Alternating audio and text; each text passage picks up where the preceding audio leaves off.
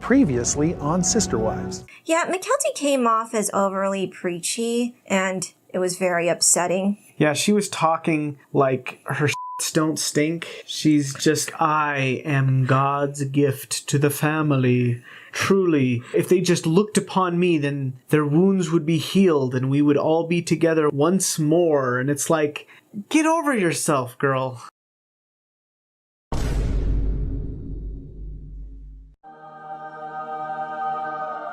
Behold, I, McKelty, have come to bring salvation to the family. I am the advocate between the children and the father. 2 children will be born to my fertile womb to bring glad tidings. We totally had sex. That's how we made the babies. And remember, buy Plexus and give us money on Patreon.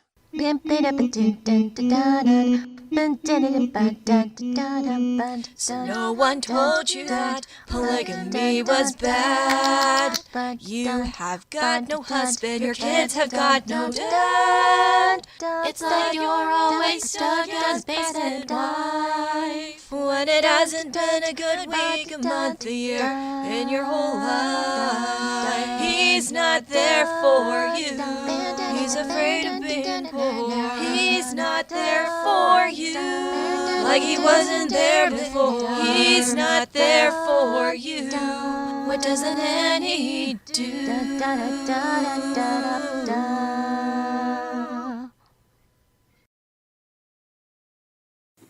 Hello, welcome back to the YouTube channel. My name is Angie. This is my husband Tim. Morty's over here on the pillow. And today we are recapping from the far side of the drainage ditch. Because we just couldn't be here for this. Yeah, Robyn couldn't be there for an adult conversation.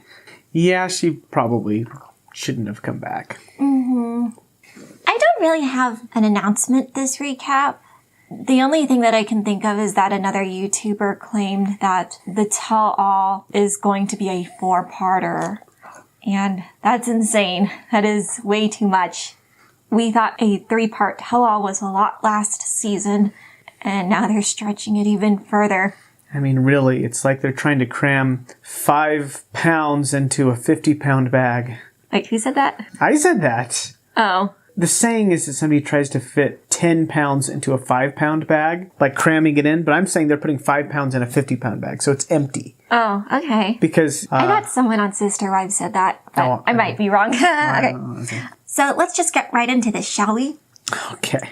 Sister Wives Season 18, Episode 14. It's always darkest before dawn. Okay. That's a weird title. This is the season finale. Did it feel like one? I mean, it was frustrating, and we just had a bunch of people saying the same things they've been saying at each other, and it had way too much Kody, Meri, and Robyn. So yeah, I guess it's a finale. I thought the season finale was, for once, not boring, but it was so frustrating because it had Robyn and Kody being terrible, as they usually are, but multiply that by 20. Yeah, there was a lot of them, and they were being a lot. The episode leads with our favorite filming location, Parowan. Uh-huh. Specifically the stairwell. She's filming on her staircase for some reason. Oh, and in her confessional, it looks like she's wearing a graduation gown. Yeah, she looks like she's wearing a red graduation gown. So, go Jostins. We are now in the middle of fall, for it is now October 2022. We are reminded of Meri and Kody's horrendous 32nd anniversary. You know, the one at Denny's. Apparently, the quality of these special occasions have been declining at a steady rate.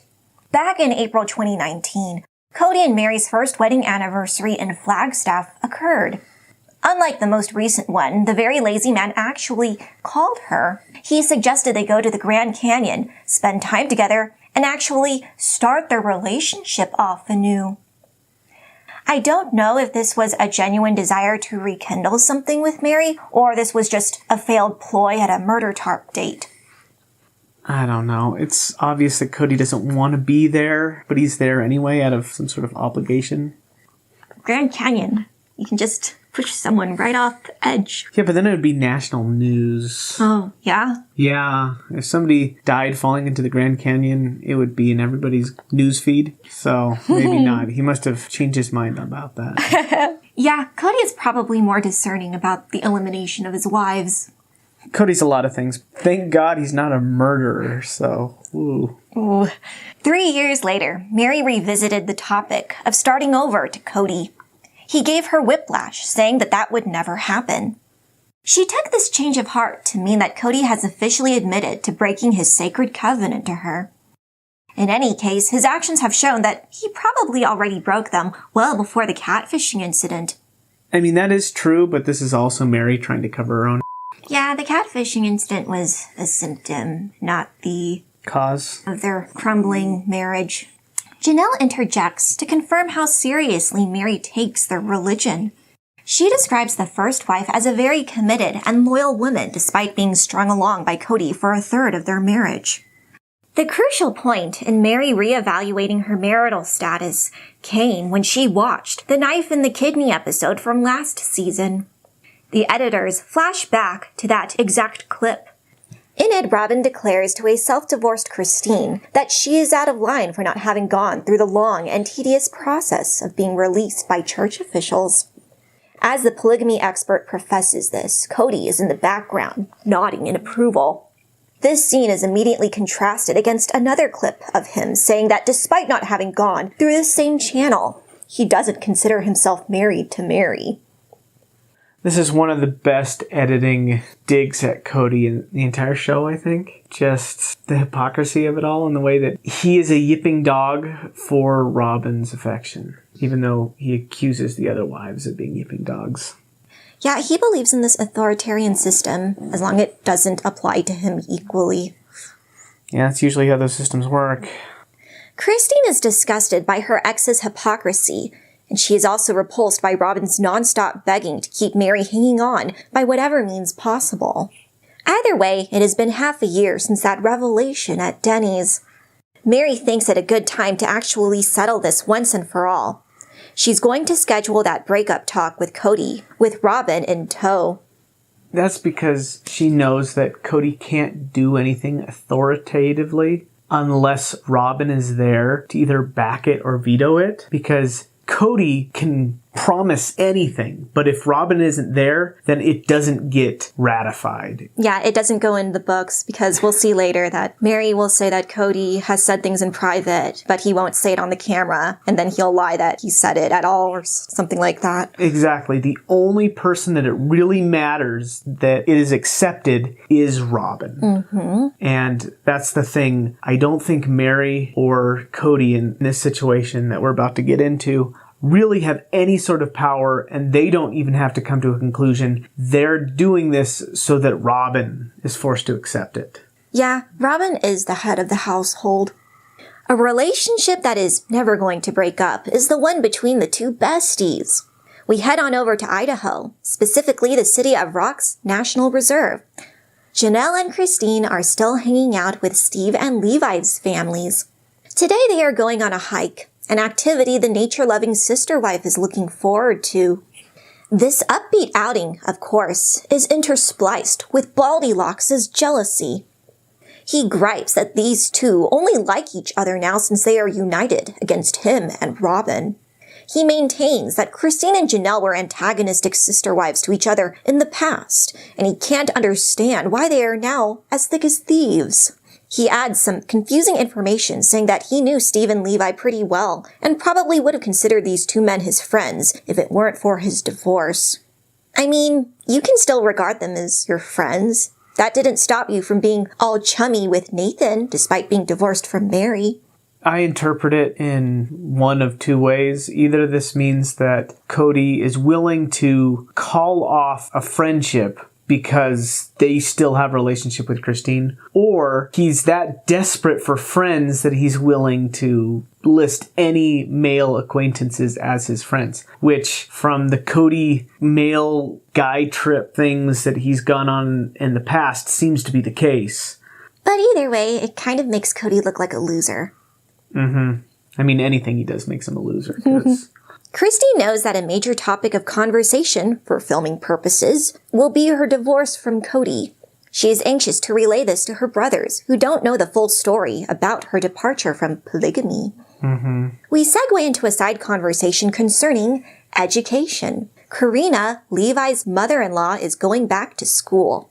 Janelle brings up a similar situation where she didn't obtain her bachelor's until she was in her 30s. Karina gives Janelle a lot of kudos, saying going back to school takes a lot of effort. She doesn't even have the added stressor of taking care of many small children as Janelle had. This is another example of Christine putting on her producer hat. She's orchestrating this entire conversation just so that she could have an example of Christine and Janelle getting along before Robyn so that they can say to Kody that we weren't as hostile to each other as Kody claimed we were. Which nobody believed it when Kody said it anyway. But yeah, this is just a really roundabout way to get that across. Janelle finishing her degree was only made possible because of Christine. The ex-third wife was a much-needed help in terms of babysitting Janelle's 6. Because of Janelle's support network in Christine, because remember, Kody was only available every third day, and Meri was God knows where, she was able to work a full-time job whilst taking online courses. Christine wasn't keen on obtaining a degree due to her upbringing. In her faith, they were taught that Christ's second coming is on the horizon, so it was pointless to get an education. Their Sunday school classes emphasized that women just needed to marry and have children. When Christine brought this up to her dad, he brushed off that very teaching, saying that it was nonsense and that his daughter should go to college. This kind of surprised me because I remember when I was reading their book, during the chapter when Kody was courting Christine, he sort of alluded to the fact that Christine's father was a higher-up official in the church. He was like a bishop or a stake president or something equivalent in their AUB sect. And it kind of surprised me that her dad would say, nah, just disregard that tenet and go live your life. Yeah, that is strange. I mean, Mormonism from its beginning was an apocalyptic cult. Everything was based on tomorrow, the end of the world might happen, so everybody just has to prepare.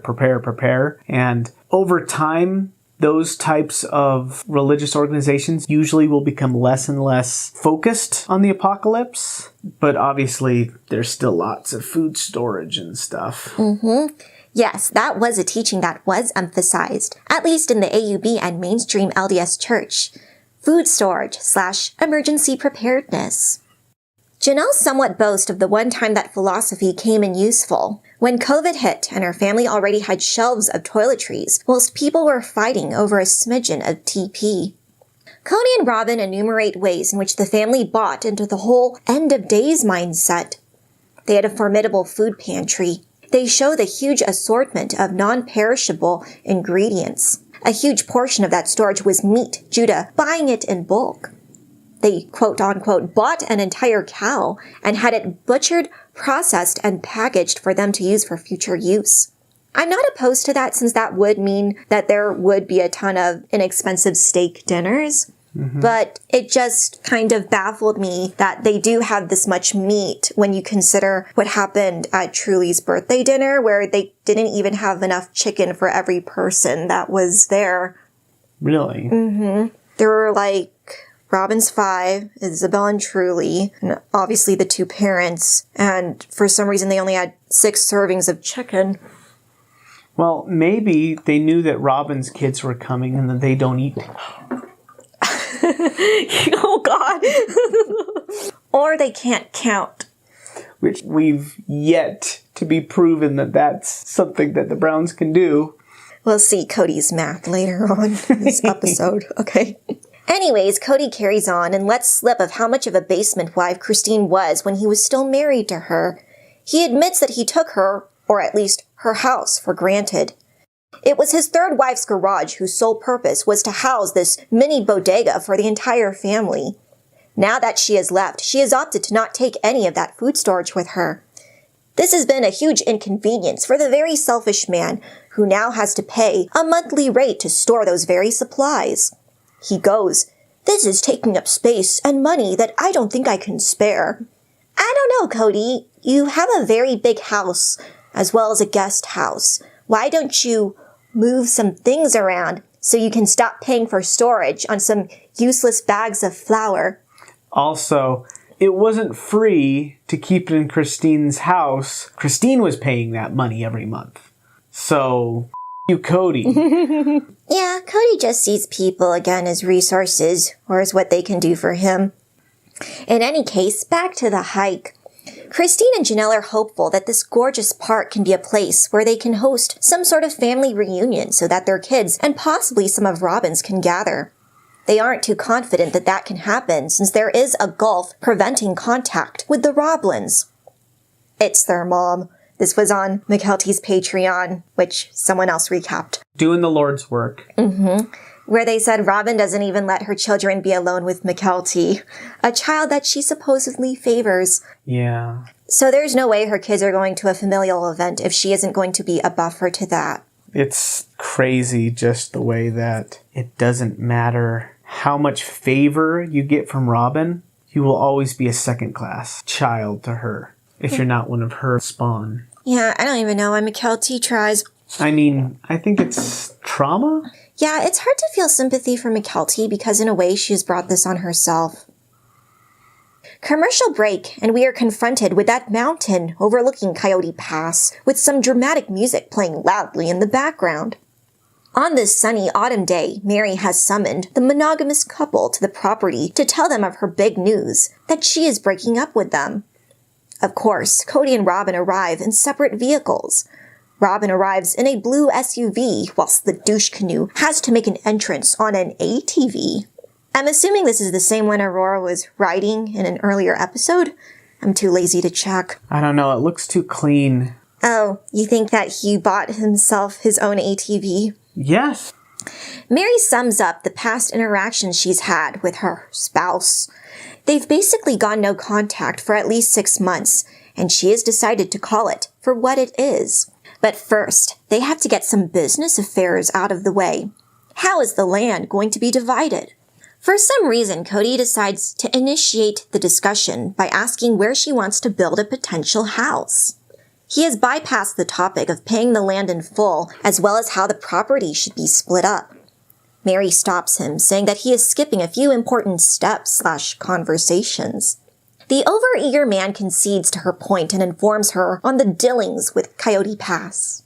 Even though one of the wives have officially pieced out on the estate, Kody still wants to keep the land divisions as is, aka Christine's lot will now belong to Kody. Meri is not prepared for this kind of news. The astute woman points out that his impromptu decision means Kody and Robyn get a whopping 8 acres of the land. The deceitful man tries to convince Meri that that is not the case, but he fails to do so. Meri continues to do the math in her head and rightly points out how many acres Kody actually has. She says, "Right, if you're getting 2 and 2, that's 4. He sheepishly nods his head. Yes, math. After deducing what her husband has done, the first wife gets very irate.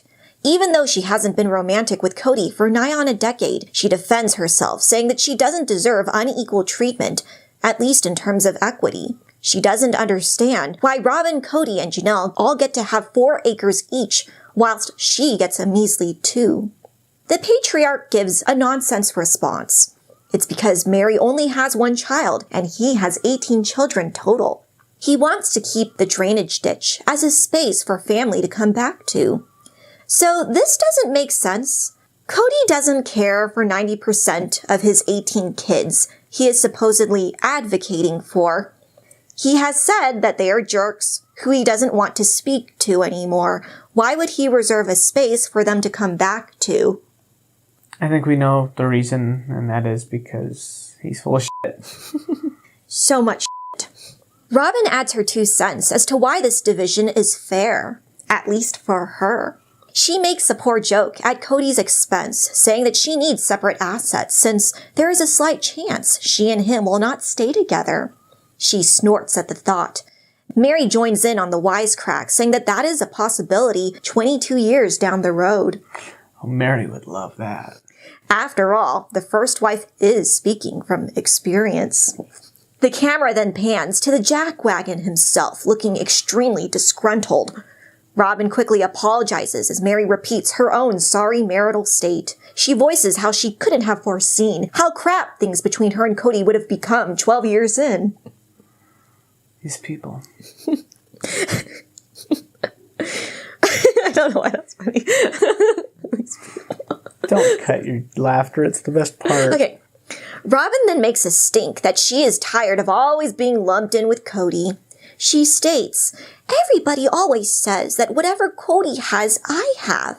Whatever Kody said, thought, or felt, Robyn must have done the same. That is not true." So I will agree with this point that she and Kody are not on the same page, but not for the reason she's telling us. For 99% of the time, these two are pretty much unanimous, except for Meri. Kody wants to get rid of her and Robyn doesn't. So I will agree with that opinion, but just because of that one singular aspect. Robyn's the worst. The favored wife tries to convince Meri that she, Robyn, deserves the 4-acre lot, since that is something that will be passed on to her 5 kiddos. She then turns to Kody and tries to hint that that is his goal for his own lot as well, to have it as an asset for his 18 kids. The disobedient man denies her assertion. This upsets Robyn. She distorts her face into a very wide grimace in an attempt to shut Kody up. You did not say what I wanted you to say there, Kody. Before he can explain, the manipulative woman interrupts. No. Don't say shit. You're in a headspace right now that is not cool. She basically threatens Kody to pick his words carefully. She tells him to not actually say what he is genuinely thinking, that he doesn't want to impart any of his assets to his disloyal children. We don't get further details than that, since Robyn prevents him from completing his thoughts. Yes, this is definitely something that would have gotten cut out if it was self-filmed. Mm-hmm. Yeah, it's a more honest look at the dynamic between these two. With one of the wives leaving, Meri thought Christine's 2 acres would go to her, Meri, since Robyn and Janelle already have 4 acres apiece. Kody just smirks and says that isn't a possibility. He doesn't expound on the decision, causing Meri to become more anxious. The unfavored wife then claims Kody isn't bestowing an equal share of the land because she wasn't able to produce more children. I think to a certain extent Meri is somewhat right. I think in season 15, Kody's excuse to neglect Meri was because he had other wives and other children and other houses that he needed to attend to. He invented that reason to justify kicking Meri out of the rotation, even though, let's be real, he doesn't care about interacting with his family. This was before Christine left, so I think Meri gets the short end of the stick because Kody just hates her. We shift gears to the 2 ladies in Idaho. Christine and Janelle are hanging out in Levi's backyard. They are introduced to some version of frisbee golf where 2 people have to toss a frisbee to the other, and the receiving person has to slap the disc into a barrel to score points. Christine labels herself as a very competitive individual. She makes a joke saying that her divorce was due to that competitive nature. She wanted to be the first place winner in regards to leaving Kody. Doing it first, yeah. We see the 2 besties play the game, but with other family members. I guess it's a good thing these 2 weren't paired up together since both are lousy at throwing the frisbee. Yeah, we've lived in Idaho before, and it is 100% accurate that the people who live there just love these backyard games where you throw stuff at each other like this. You couldn't swing a stick without seeing a bunch of people playing one of these dumb games. I think the game they're playing is called KamJam, and it was, I think, invented in Idaho. Here, let me look it up. Oh, wait. Okay, never mind. It was created in Buffalo, New York. Bye, Marty. After the activity, Steve grills some patties, and everyone sits in a straight row enjoying the barbecue. You know, like you do. Like it's the Last Supper. Yeah, I'm not sure why they weren't sitting in a circle. Well, it was for filming, obviously, but... It's just awkward. We get to the core of the meetup. The brothers inquire their older sister how she has gotten to this point of being a free woman. Christine gives it to them straight. Kody told her he didn't find her attractive, nor did he ever love her. On top of that, the dishonest man accused her of being a shit sister wife. even though that was a code phrase for she wasn't sucking up to Robyn. She mentions how great of a sister wife she is to Janelle. I just love television where one character tells another character things we already know. Riveting television! Janelle doesn't believe that allegation, since her spouse has also accused her and her sons of being bullies to Robyn. I mean, in Kody's defense, Robyn is so bullyable. Yeah, it's easier to accidentally bully Robyn than to not bully Robyn. On purpose, yeah. Christine retells what occurred during the last few years of their marriage. Kody wanted to finance his and Robyn's McMansion, so he needed to detangle himself from other properties. He convinced Christine to have her Flagstaff home solely in her name, which in the end proved to be a blessing in disguise. You've activated my trap card. Initially, she was against the idea, since that was an indicator Kody wanted to stop being a couple with her. Baldylocks corroborates with her story, saying refinancing the home in his ex's name had nothing to do with a potential divorce. In fact, he never saw this coming when she decided to sell the house without his input. As Christine chronicles her divorce, she smiles, saying that in the end, Kody's ignorance paid off since it left her in a state where she could easily sever herself from him and Robyn. She wholeheartedly believes if Janelle had a house that was hers, maybe she would have left him by now. At the moment, Janelle's equity is tied up in land that has both Kody and Robyn's names on it.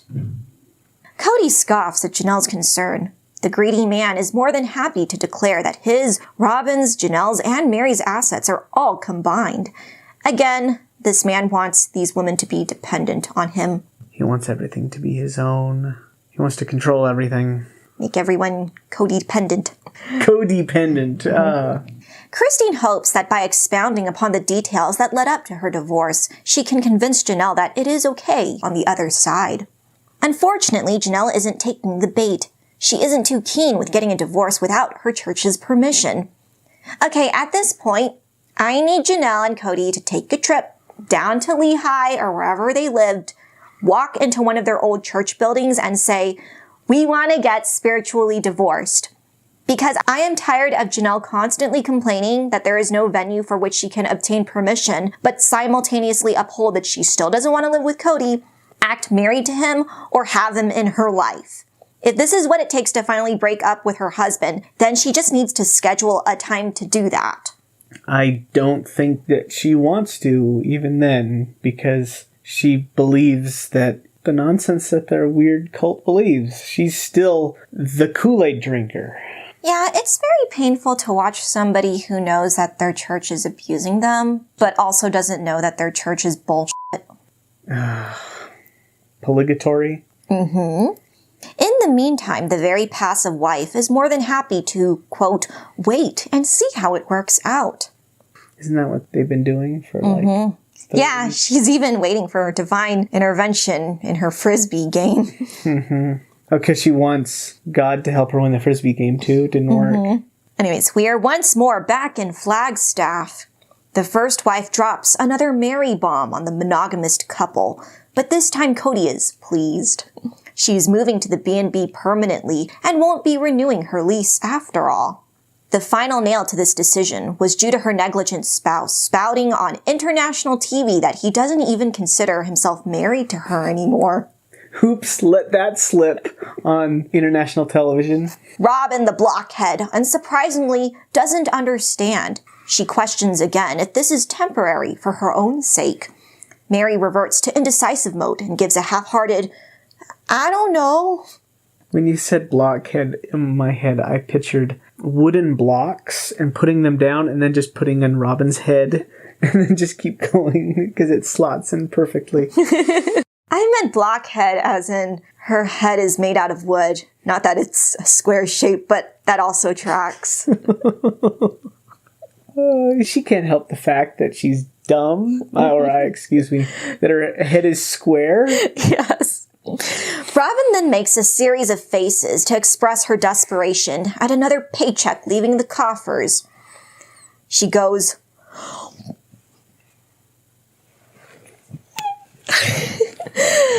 "What I really want to do is, y'all, What I really want to do is scream.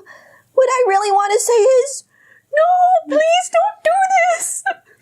Cue the Michael Scott from The Office. No! Don't do this! No! See, the thing that upsets me about Robyn is she is using the crying to try to get sympathy, and I feel like it is a disservice to people who are actually suffering. Yeah. And People who are actually under emotional distress, because her emotional distress is so weak. Yeah, she's not crying because she's in genuine pain. She's crying because she's not getting what she wants or people are not doing what she wants them to do. Yeah, which is obnoxious. Meri, for the most part, disregards her friend's protest. As she should. Silence ensues for a few seconds until Kody asks her if she is willing to look at the lot again. He then quickly inquires if that is off her radar for the time being. Meri is obviously peeved at this question. She reminds her deadbeat partner that her change of heart was due to his own statements he had made during his talking heads where he humiliated her to the entire world. The man who is constantly trying to absolve culpability then gives us the line of the episode. Wait, you're making this about what I said? Why can't you make decisions not based on things I've said or done? I paraphrased a little, but that was his response. Oh my God. Because that's the thing, though, is I don't think that he said anything there that Meri hasn't heard directly out of his face. Because she keeps saying, oh, we're never going to be in a relationship ever again. That's never happening. That's never happening. And then she's, oh, he said it to the camera. Now it's real. It's kind of miraculous in this scene where Meri and Kody come off as competent adults because Robyn is rolling around in the dirt crying. Yes. Meri reiterates that Kody didn't want to be public about their divorce at all because, remember, he didn't want that criticism from the public. Oh my God. However, every conversation about that has been a private affair. In other words, Kody didn't want to make that a storyline for the show. No, instead we got, the car doesn't fit in the truck. She harkens back to a conversation they had about their relationship, where it seemed the duplicitous man was in good spirits, but today he is feeling otherwise. The whiny man-child gets upset and accuses Meri of playing the blame game. She has to quickly counter his allegations, saying that that isn't her intention. I'm not trying to blame you, he gripes at her. Then just don't. Why is anyone still married to this person? He's so juvenile. I don't know. In his confessional, Kody recounts that private conversation. He thought they both agreed that romance was dead in the water for their marriage, but Meri misinterpreted that to mean there was still a chance. I can work with that. Exactly. Kody doing the lemons. Yes. Robyn interjects to add her unnecessary opinion on how this discussion should be navigated. She tells her husband to not lump people into certain topics. He claims that he wasn't doing that and just doesn't appreciate getting criticized by Meri. He then says something inaccurate. Kody posits that Robyn has been acting as Meri's advocate since 2015. I would say Robyn has been acting less like an advocate and more like Meri's drug dealer, because she keeps leading Meri on to believe that she and Kody will be in a full-functioning marriage again, and Kody has proclaimed to everyone who watches this dumb show that that is never going to happen. Robyn cannot be Meri's advocate because of a conflict of interests. She can't advocate for Meri without actively not advocating for herself. And so she pretends that she's trying to help Meri out, but in reality, she's just stringing Meri along. Robyn explains why she is the certified carrot dangler in terms of stringing Meri along. When she covenanted to marry Kody, one of the agreements was to advocate for all the women. The two-faced bitch claims she has always been that cheerleader for all of the adults. Again, Robyn, you are not an advocate for anyone, least of all for the family. You isolated your children from those family weekly dinners, made an office in your house, and told all your sister wives that you needed a special experience with Kody since you weren't around from the beginning for the sole purpose of hoarding Kody's time. You are an advocate for one party, and that is Yourself, you selfish. She would sacrifice her children if she had to.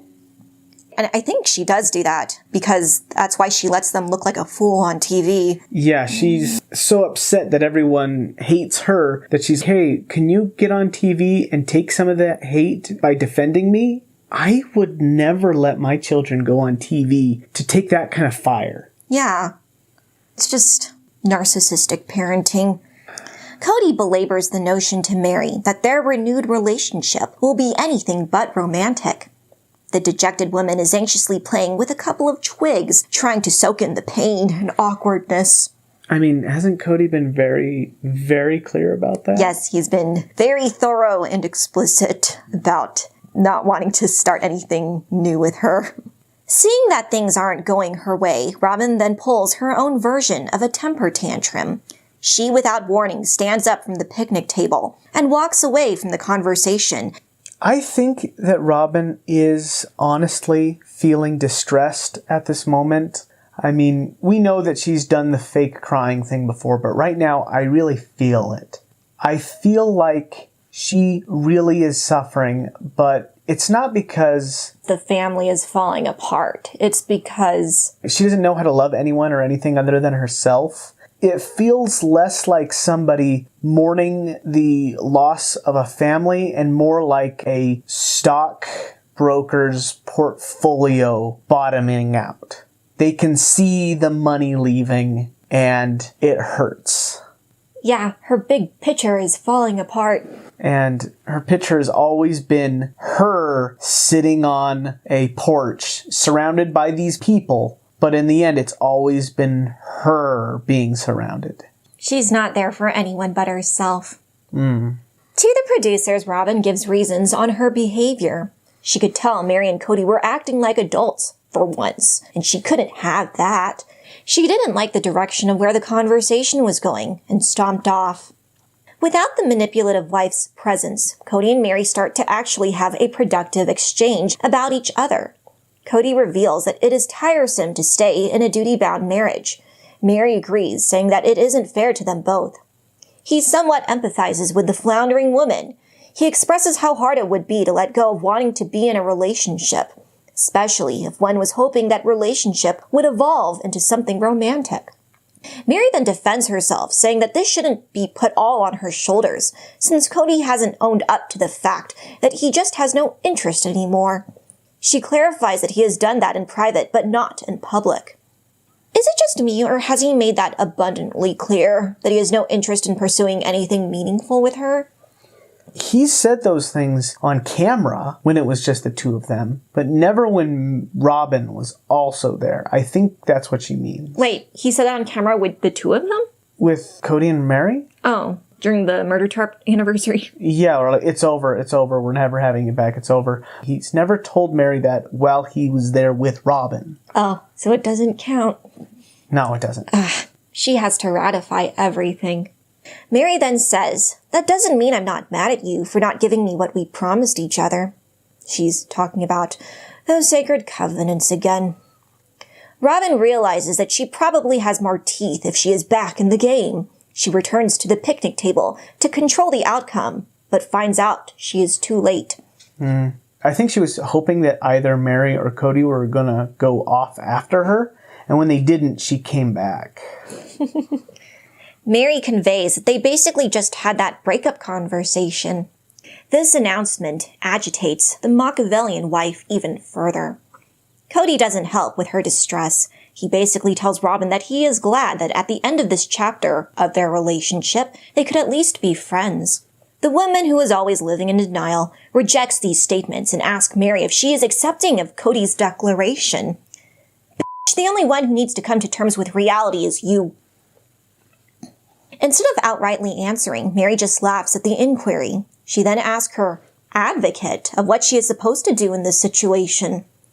Robyn then gives an infuriating line. "Well, basically just what you've been doing for a long time. You know, getting the scraps." Just put up with it for a little bit longer until we finally figure it out. Okay, so Robyn is basically telling Meri she should continue being unhappy for Robyn's sake, and Robyn thinks that was an okay statement to say out loud. Yeah, the way that Robyn says, just keep putting it off, is extremely toxic. She literally says the words, basically just what you've been doing for a long time. Yeah, She is such a cruel, toxic person. She is that Disney villain. Oh my goodness. I mean, does she honestly think that this is what's best for Meri, or does she just not care? Yeah, I guess it doesn't matter if she's evil or ignorant, because her behavior can only stem from just a callous indifference. Exactly. For once, Meri stands up for herself. She contends that she has been living in that wretched state for a very long time. She will not coerce Kody into this miserable state with her, nor force him to keep up a facade. Kody chimes in, saying that the act of being married is easy, which throws Meri off guard, saying that that's the case. He isn't doing a very good job of acting like a husband. In any case, Meri discloses that she doesn't want to be relegated to a duty within a marriage. For some reason, Kody has to specify that the act he kept up was more of a performance. I don't understand why he had to bring up that distinction, since those two words are synonyms. I mean, he could claim that being a performer is not deceptive, but what is the artifice of acting other than to deceive people into thinking that they are fictional characters or something? It's exactly the same, Kody. You're being stupid. It's hard to believe that Kody believes any of the words that are coming out of his mouth. Robyn then says something somewhat truthful for once in this episode. She attests that when Kody is struggling or is embittered, he goes into weird/dark places, and his only way to soothe his emotions is to rewrite history. In this case, the history that he did love Meri at some point. Robyn says, "I'm so tired of him talking like this." However, dark place or not, Kody will always be the petty bastard he is. He refuses to be the bigger person and instead gloats to Meri that he himself did not end the marriage. He is simply giving Meri the option to stick this out with the stipulations provided. Those stipulations of not ever seeing her face outside of filming time. He's still trying to win. Meri and Kody are both being petty, where Meri is trying to say, well, you're the one who ended it. And Cody's like, stop blaming me. I didn't end it. I'm simply saying that these are the caveats to what I will consider us married, if that's what you want. I didn't end anything. I just finished it. I unbegan it. God. Again, these two are made for each other. They really are. For some reason, he brings up Christine's decision to leave as unfair to him. He wasn't granted enough time to present his third wife with that sweet, sweet deal of having a Meri-like marriage to him. Christine knew full well that that was on the table. He goes, I was upset that there was no negotiation. It was all one-sided. But I'm not trying to do that here, Meri. I'm trying to be fair. I was upset that there was no manipulation on my part. Yeah, because that would have been the compromise. To abandon Christine and say that she deserves it, it would have been entirely one-sided as well. And we all thought Meri was going to be the first one to leave. Now it seems laughable to even conceive. He lies some more on the couch, saying that he is willing to be in this limbo where he is acting like Meri's husband. Like, dude, you aren't even acting at this point. You're too lazy to do even that. You didn't call Meri for her birthday or anniversary. You don't invite her to second Christmas or Easter. You're not doing any semblance of a husbandly duty when it comes to Meri. Stop giving yourself that much credit. He's doing more to maintain a relationship with Meri than Robyn is. Yeah, because he at least takes her out to Denny's. When was the last time Robyn took Meri out to Denny's? Nada. No, she saves that money so she can buy horsey rings. Yup. Ooh, we'll get to that. We get to what I consider the most frustrating part of the episode. Meri lays out the situation on the table. She pronounces that Kody doesn't consider himself married to her, a statement he announced verbatim on TV to millions of viewers. The favored wife then butts in to Robyn-splain what that sentence actually meant. She basically says that he didn't mean any of that. This time, Kody is the one to become incensed. He says, "This is the agreement you required of me in order to get married. This agreement that I gave you, our sacred covenant, was, if I'm ever not in love with you, I won't just sit there and be in a pathetic place with you. You made me promise you that. So I thought this was a strange tangent where he's talking about a conversation he had with Robyn before they were married. So the reason I'm thinking this was brought up during his and Meri's breakup conversation is because it went something like this. Back in 2009, when he and Robyn were newly engaged, they were probably talking about Robyn's first marriage. Robyn was almost certainly talking her ex, saying how horrible Preston Jessup was and that she did her best to stay in a loveless 9-year marriage that went nowhere. And my assumption is that Kody told her that he would never do that to her. If he found himself in a place where for some reason he stopped loving her, he would be direct and say, let's break up so we aren't in this pathetic place where I'm stringing you along. I think Kody is bringing this up now because in a way he's trying to point out to Robyn that she is being somewhat of a hypocrite. Robyn made Kody promise that he must divorce her if they were ever in a pathetic place within their marriage, but Robyn won't allow him to divorce Meri for the exact same reason. Mm-hmm. But it's different because it's not about Robyn anymore. This woman. And I for once wholeheartedly agree with Kody. Which is painful. Yeah, it's never fun to agree with Kody. Meri tries to comfort Robyn, saying their non-existent relationship will continue being just that. Non-existent. Robyn then goes, do you promise? Meri responds, absolutely. I will continue being left out of family holidays. You will continue to not reach out to me, and Kody will continue to add to his list of excuses as to why he can't hang out. This changes nothing. Before the conversation ends, Robyn tries to allude that she has been the benevolent cheerleader in all of this, where she was trying to hang on with Meri, but one of them decided to let go. This sets the first wife off, saying that that is so unfair of Robyn to force her to be alone for this many years, and Robyn is being unfair to Kody, who feels burdened by these extra duties. It feels good to hear Meri get on Robyn's case. Robyn forfeits to these points and reaches for Meri's extended hand. The camera made sure to get a nice shot of her matching horse ring. I'm surprised Meri didn't point that out to the camera. She'd be like, you want me to keep hanging on? Where is your Claudia ring, little Miss Advocate? She's bullshit. She's absolute, just fucking bullshit. All three adults avow that this wasn't their vision for how they intended to live plural marriage. Polygamy has ended with Janelle's ongoing separation and finally with Meri and Kody's on-camera breakup. The former first wife wonders how she can continue a friendship with her ex-husband's wife. I don't know, maybe you can ask Christine, because she is clearly still besties with Janelle, who is technically still Kody's spiritual wife. And yet they still refer to each other as... sister wives. But she refers to Robyn as her ex-husband's wife. Then again, those two had a friendship to begin with. I don't even know what Meri and Robyn were, even before things broke off with Kody. They weren't friends back then. They sure as hell won't be friends after. I don't know what they were. It's the sign, the kitchen. It was Robyn's bitch. That's the answer. Anyway, yes. We end the episode with Baldylocks wishing Meri well in her new life as a single woman. He goes, this has probably been a wasted 7 years for Meri. I hope she finds peace. He adds in a little dig, because I know that I will.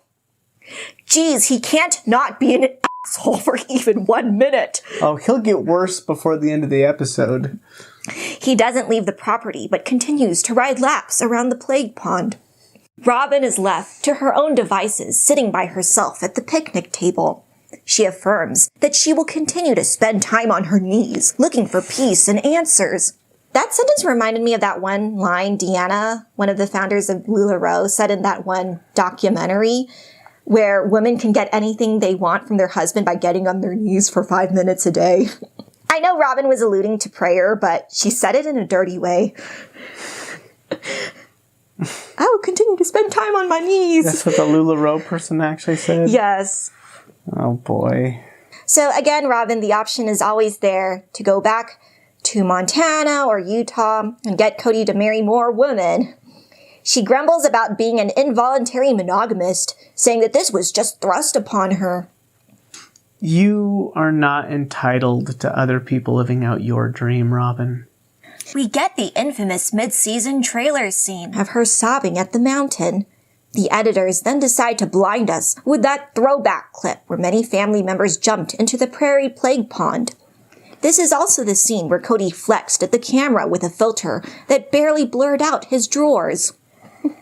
Robyn continues to weep over her lost porch fantasy. At this point, I think Robyn does genuinely feel upset because her nose is actually a bright red, but I just think her eyes are just incapable of producing tears.